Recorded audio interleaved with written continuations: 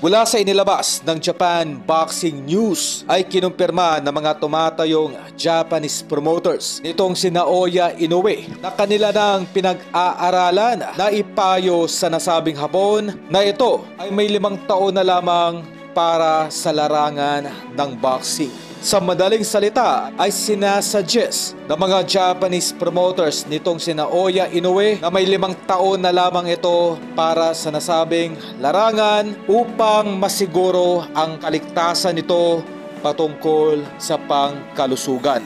Ang tinutukoy dito ng mga Japanese promoters ni Naoya Inoue ay yung naunang fracture na natamo nitong si Naoya Inoue mula sa naging unang laban nito kay Nonito Donaire noong taong 2019 na kung saan ay ayon sa mga kaliwat kanang test na inilabas ng mga Japanese physician ay hindi po sinasuggest para sa nasabing atleta magpaspa sa 35 anyos kung ito ay nagtamo na ng mga kaliwat kanang injury or fracture. Ito ay hindi po limitado sa larangan ng boxing, pati sa larangan ng basketball kapag ang isang atleta po ay nagtamo ng mga kaliwat kanang injury.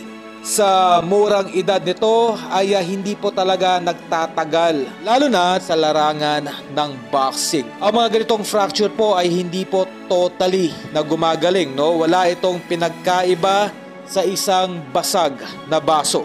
Kumbaga kahit anong dikit ang gawin, markado na po. Dinagdag pa ng mga tumatayong promoter itong si Inoue, di na daw kailangan ng nasabing hapon masyado pang magtagal sa larangan ng boxing. Kaya kanila po pinapanawagan dito kay Naoya Inoue na ito ay tuluyan ng mag-resign sa edad na 35 anyos.